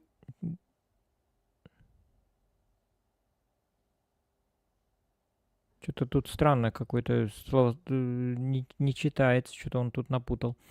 Чтобы ее изучить, он аккуратно дует, и из окарины доносится нежная, чистая мелодия. Хан, удивленно прищурив глаза, улыбается впервые за долгое время. Богатур-хан, эта штука, способная говорить языком ветра.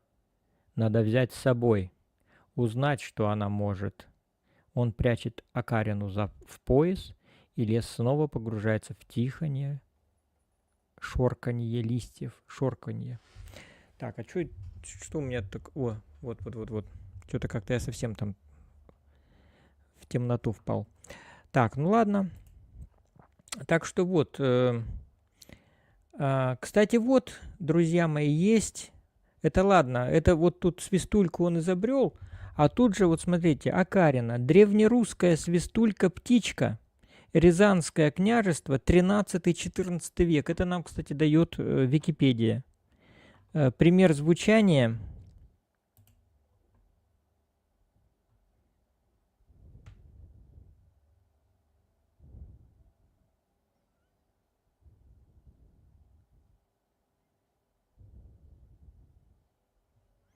Не знаю, слышно вам, нет?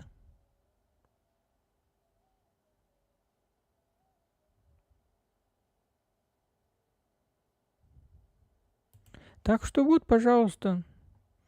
Выглядит она, только в этой вот окарине дырочек больше, но оно, кстати, почему, я не знаю, почему тут написали, что Джузеппе Донати изобрел в 1860 году. Гусенок. Оно и напоминает, видите, по тушку гуся с шеей. Вот, ножки приделать, голову, и вот тебе и...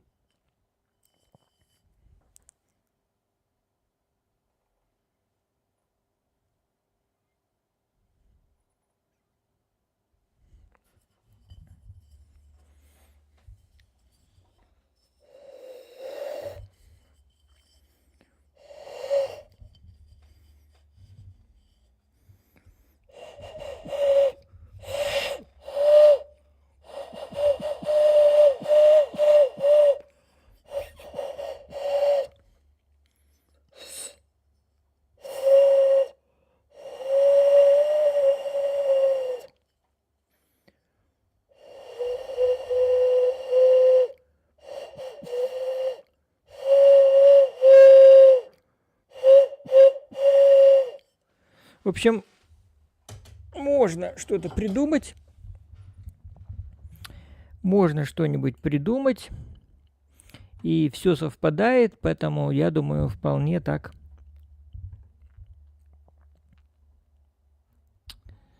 Вполне можно этот образ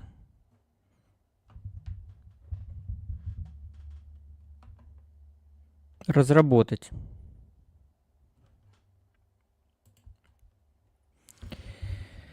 Так.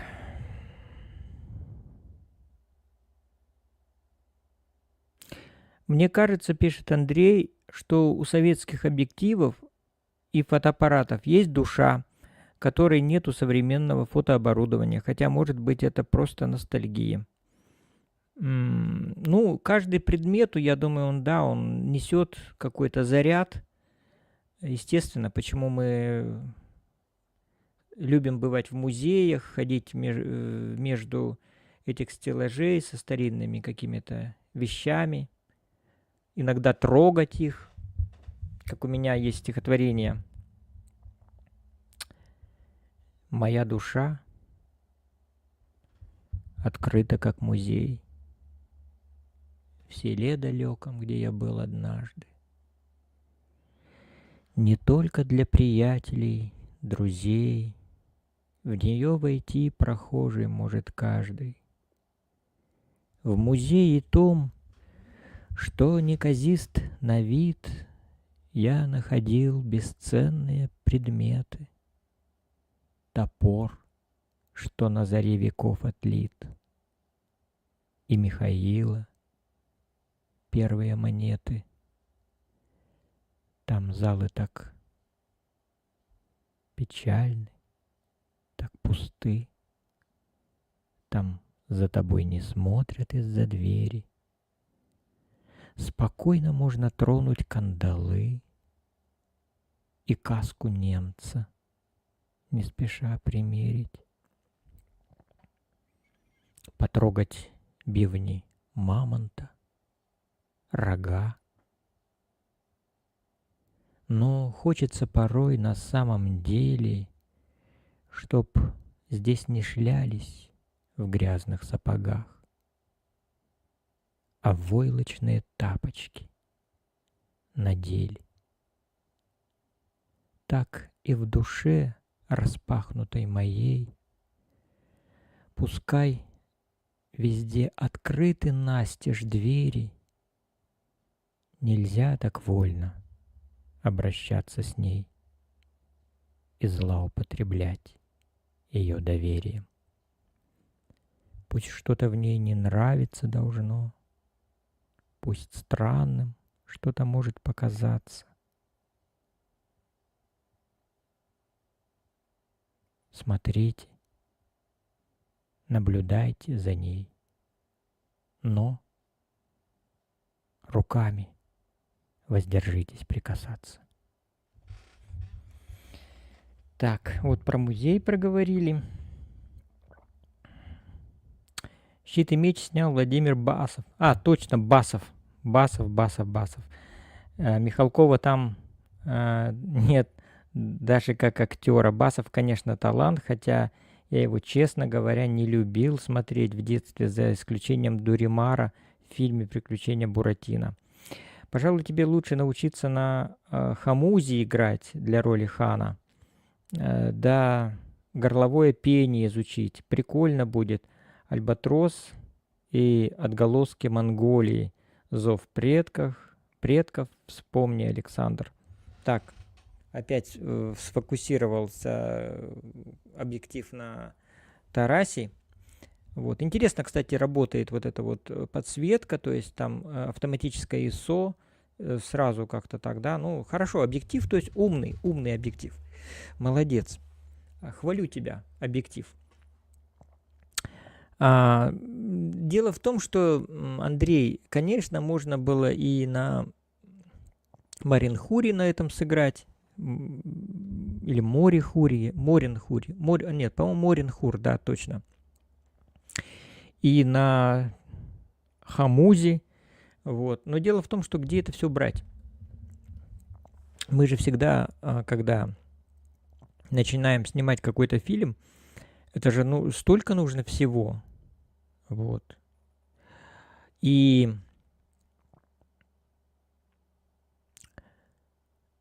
когда я узнал, что я хана буду играть, вот это было на предыдущей встрече по этому фильму, и я говорю: Мальвина Сергеевна, ну, я, конечно, рад и не откажусь, но как это все, где брать костюм, где что брать, где... Ладно, я похожу на хана, но у меня же должен быть отряд, они тоже должны быть все монголоиды, и жены, и дочь. Ну, Мальвина Сергеевна как-то она сначала что-то решает, а потом, ну, вернее, что принимает решение какое-то, а потом уже решает задачи, которые ставит это вот ее идея. Поэтому там сидела Марина, а Марина, кстати, она вот во времена не выбирают, играет официантку Марину тоже же. И она, женщина молодая, хочет переезжать в Москву и работать там костюмером. Вот, потому что она сама шьет костюмы, сама, в общем-то. И она сейчас набирает как раз портфолио, чтобы... То ли она учиться там собралась на костюмера, то ли работать костюмером, не знаю. Но ей нужно портфолио, вот она над ним работает. И когда я сказал, говорю, Мальвина Сергеевна, а где брать костюм? И Марина такая встает и говорит, Александр, не беспокойтесь, мы вам костюм сошьем. И я тогда, ну, что делать? Раз сошьют костюм, значит, так тому и быть. Я, конечно, тоже буду стараться где-то что-то подыскивать. Я уже тут на Авито смотрел бурятские костюмы, там вот эти вот дегилы. Вот, шапку. Какая у меня шапка должна быть? Я уже там у Наташи где-то воротник какой-то видел. Говорю, давай его пустим на мою шапку. Она разрешила, потому что, ну, эти меха валяются от курток там. Воротник отстегнул. Здесь в Анапе никто не носит эти воротники. Вот, так что что-то придумаем. Вот, ну, конечно, я отпущу усы, бородку. У них, у монголов такие жидкие были бородки. Ну, я отпущу какую-нибудь тоже. Так что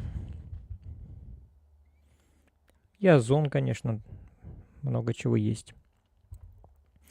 Так, ну вот, что еще? Так, я на вот эту встречу, когда было вручение сертификатов, отнес свою книжку.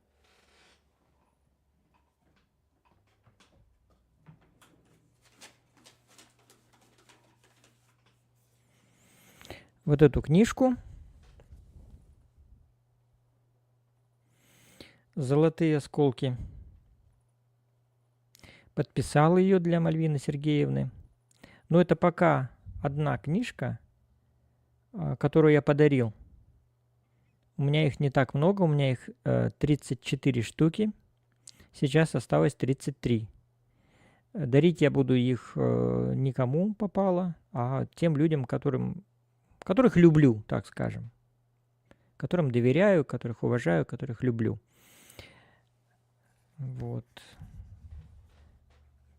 Книжка хорошая получилась.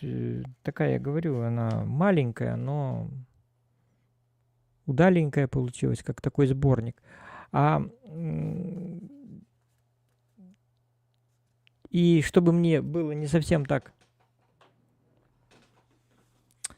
зазорно дарить такую вот маленькую книжку, обычно с таких книжек поэты только начинают. Вот первая книжка обычно у поэтов вот такая. Маленькая, тоненькая. Я говорю, Мальвина Сергеевна, вы не подумайте, что я вот эта книжка... Так, где фокус? Опять там Тарас Абара показывает. Я говорю, Мальвина Сергеевна, не подумайте, что эта книжка плод моей вообще творческой деятельности. Нет, говорю. У меня, говорю, вот в этом году вышла вот эта книга. Семейные истории, которую мы с братом написали, и она... Так, фокус.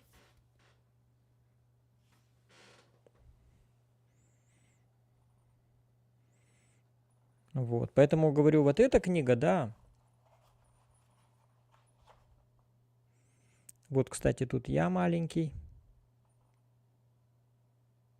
с отцом. А это я с бабушкой.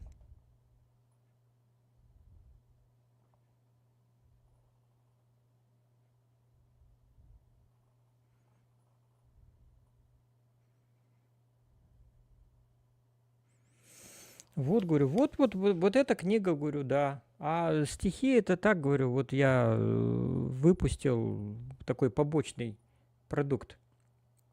Поэтому, говорю, ничего не подумайте такого плохого. Так, у меня на заднем плане перестала гореть лампа, потому что она подзарядка кончилась. Сейчас я что-то сделаю с ней.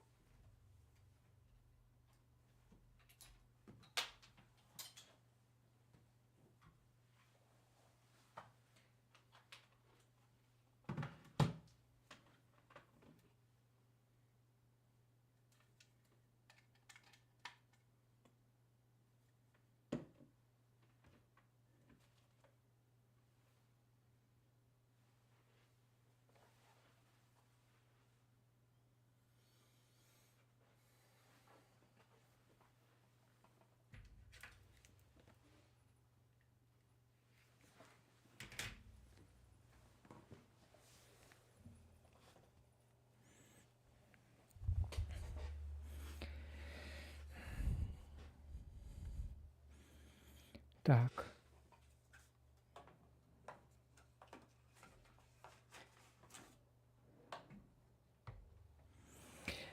Ну вот, все вроде бы рассказал. Так что этот год у меня, да, был годом таким прорыва именно в видеографии. То, что я обзавелся такой, хоть, ну, ее не называют профессиональной техникой, ну, так скажем, более серьезной техникой, фототехникой, как Canon M50, объективы, все это вот в этом году. В прошлом году я в это время еще не подозревал, что я заболею объективами, что я буду покупать кучу объективов, и у меня их сейчас сколько уже? Много уже объективов, штук 7, да, еще 2 придут. И сегодня я только еще смотрел на один. Вот. Ну, думаю, надо остановиться, потому что, в принципе, у меня сейчас объективы есть для всех задач. Для таких вот, для рабочих. А для творческих, да, это как бы... Для творческих, да, там неограниченное количество можно покупать. Вот. Ну, сейчас буду Industar 26M, Industar 61LZ вот буду пробовать.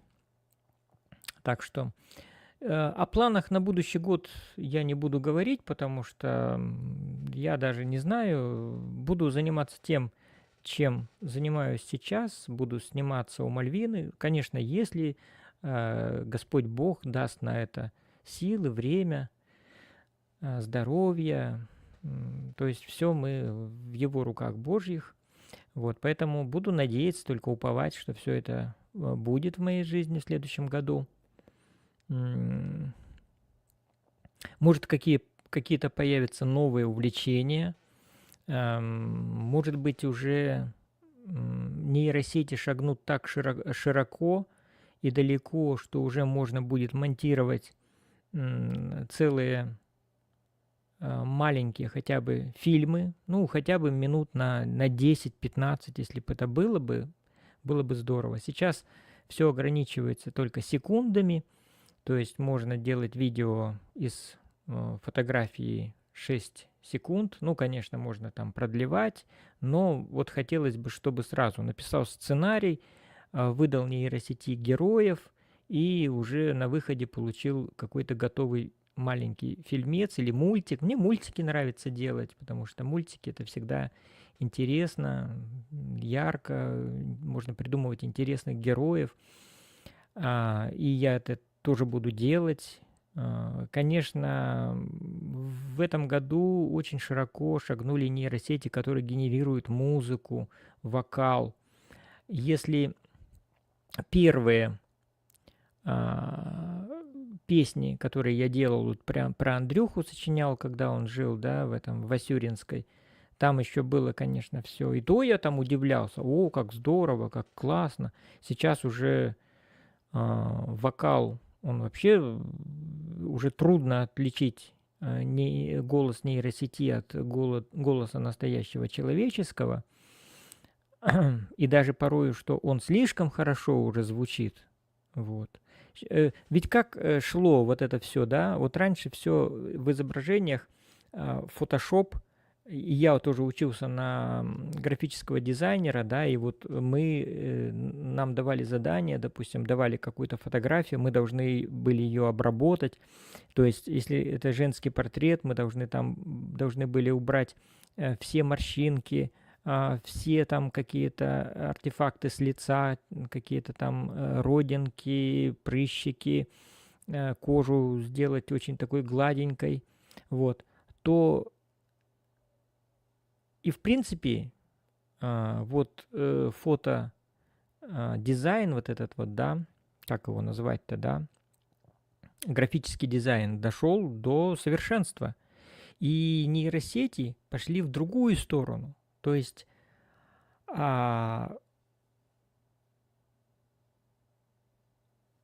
чтобы человек выглядел естественно, ему надо, чтобы видно было поры на коже, чтобы видно было какие-то волосики, какие-то прыщики, да, какие-то пятнышки.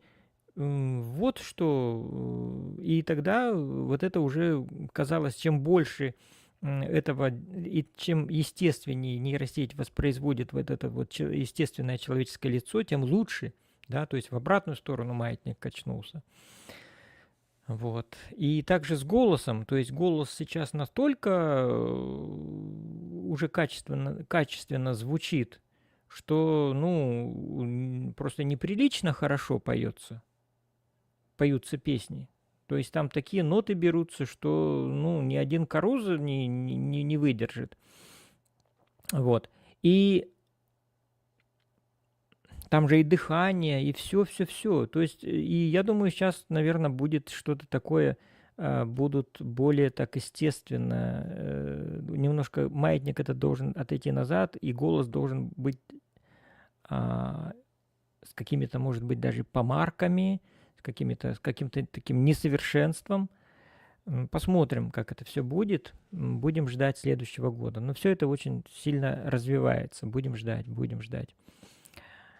Ну что, мои друзья продолжают рисовать картины. Вот мне сегодня прислал Оливер Иванович новую свою картину. Там он наворотил, конечно, всего, просит, чтобы я на своем канале разместил, но он снимает вертикально. Как-то, ну, не формат это Ютуба, да, это вот, может быть, там шортс какой-нибудь замутить. Так, расскажи про самый неожиданный кадр, который удалось сделать благодаря новым объективам. Нет, ну, как-то неожиданный, я не знаю. Неожиданный. Ну, я просто благодаря новым объективам понял, что можно снимать очень красивые картинки, которыми можно любоваться. Понимаете? Можно просто взял в объектив какую-то веточку, да, веточку там акации, яблони. Вот колышется она на ветру. Или там роза, тюльпан, вот я снимал. И этим можно любоваться. Это можно не снимать по 8 секунд, как я это делаю, 10. А это можно вот поставить и, ну, любоваться минут 5 просто. Вот минут 5 смотреть на эти цветочки. Ну, это здорово, это красиво. Как вода падает, переливается. Вот я снимал вот этот ручей-фонтан. Тоже я только первый раз вышел с Гелиусом на уличную съемку. Вот, снимал там какого-то уличного музыканта, который на баяне играл.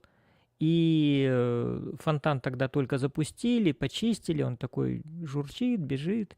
И у меня еще тогда и не было штативов хороших, но уже был маленький штативчик такой, который вот буквально от горшка 2 вершка, вот, совсем маленький, он сантиметров на 20 всего над землей. Но зато 3 ноги, устойчиво камера стоит.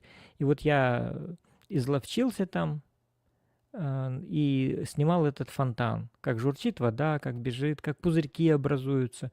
Ну, это здорово, это красиво. И, я не знаю, мне нравится это снимать. Вот мне все это нравится снимать. Травинки какие-то, да, людей. И все это вот хочется снимать. Вот я уже набрал парк объективов достаточный для того, чтобы снимать и издалека, и изблизи. Вот, и со средней дистанции, да, у меня же есть еще Юпитер 37А, с которым я только один раз выходил в город, просто поснимал, и тоже я испытал много удовольствия от него, потому что люди, когда им снимаешь, люди не подозревают, что их снимают. Ты находишься далеко от них, и он сжимает пространство, и вот это вот уличная вот это, как сказать, уличная жизнь, да, просто другое слово лезло, но оно сейчас стало неприличным. Вот, уличная жизнь, она просто кипит, бурлит на экране, в кадре. Это здорово, это красиво, и я буду это снимать дальше. Не боишься, что когда-нибудь придет твоя Наташа и скажет тебе, что ты ей больше не нужен. Теперь у нее есть ИИ, который заменит тебя практически во всем.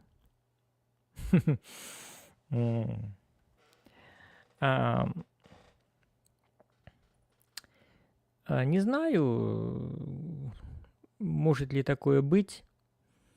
У нас с Наташей вообще, если честно так сказать, такие очень непростые отношения, и в этом году они еще больше ухудшились. Хотя это как бы, ну так и не проявляется нигде, но вообще, конечно, чувствуется, что мы можем с ней расстаться. Вот. Сейчас просто у нас Маша еще на пороге жизни, ей нужно как-то определиться. И вот пока вот Маша нас как бы, ну, не хочется Машу, чтобы у нее родители были отдельно, один там, другой там, как-то, ну, по-моему, для ребенка это не очень хорошо, хотя она уже не ребенок, ей уже 18 лет будет. Вот, поэтому не заглядываю вперед далеко, вот, вот. Но сейчас мы с Наташей, ну, как бы вот живем вместе. Сейчас вот внук у нас появился, и он тоже как-то нас связывает, объединяет. И я вообще маленьких люблю, детей. И Наташа говорит, что у меня очень хорошо с ними получается общаться. И у меня уже, как мы сюда переехали на квартиру, у меня же стоит запакованным мой кукольный театр. И все куклы мои, они находятся сейчас на лоджии, на балконе, в коробке. Я иногда туда лажу за какой-то надобностью и перебираю этих кукол. И думаю, ну вот подрастет мальчишка наш, и ему, наверное, тоже, мне захочется ему что-то показать, какой-то театр, какое-то представление, как это было с Машей. Поэтому, ну, как бы вот жизнь продолжается. Сейчас я говорю, заглядывать далеко вперед не хочется, что там будет. Все может быть.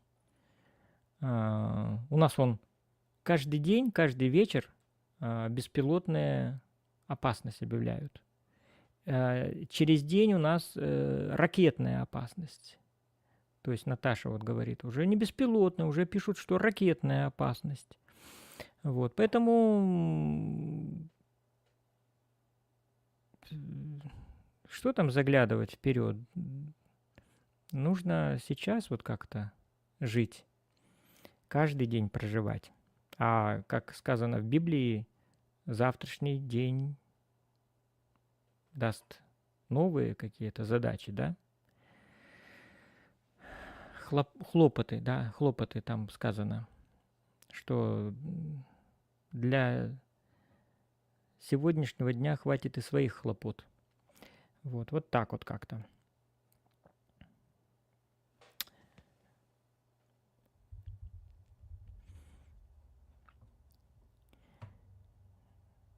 Вот хорошо, что сейчас есть как-то, ну вот, пока интернет не вырубили совсем, да. Вот я испытываю удовольствие, когда смотрю вот Тараса Бара.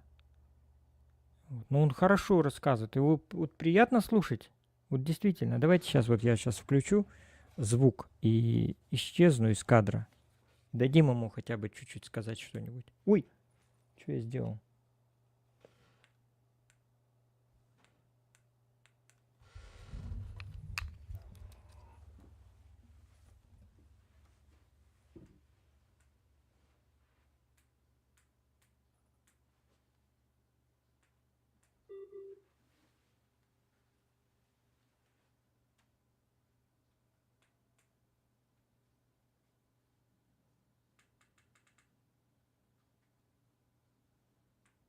Казаться, что у него совсем другой взгляд на твои снимки. Ты будешь хотеть одно, а он посчитает нужным сделать совершенно по-другому. То есть ты вообще никак не сможешь управлять этим процессом на стадии проявка и сканирования. Ну, если только, конечно, ты не решишь заниматься этим сам. Но таких людей сейчас все меньше и меньше, кто захочет купаться во всей этой химии. Ну так вот, что сейчас из себя представляет?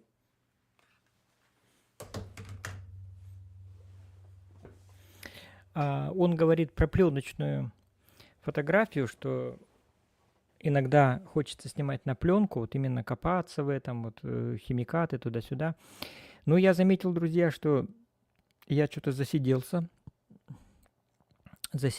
и моя трансляция длится уже... Сколько она? Где часы? Ну, что-то много уже, я не знаю, где таймер я потерял. А мне надо еще готовить ужин. Наташа говорит, свари просто скороварку. Я говорю, точно, хочется чего-нибудь похлебать. Вот поэтому сейчас буду заниматься скороваркой. Спасибо всем, кто смотрел на мою трансляцию. Сейчас я буду... Пусть она еще длится, или выключить уже. Просто хотел все это подключать. И потому что надо сейчас отключить все светильники. Вот один, другой, третий. Вот, допустим, у меня светит вот этот вот здесь. Вот. Его надо отключить. Ну, сразу видите, как стала немножко поскучнее картинка, да? И сейчас она, если все это отключать, будет еще скучнее. Вот, поэтому всем добра, мира, здоровья. Может быть, еще в этом году увидимся. И, может быть, еще я тут подниму бокал шампанского, а может и не подниму. Ну, пока. Всего доброго. Пока-пока.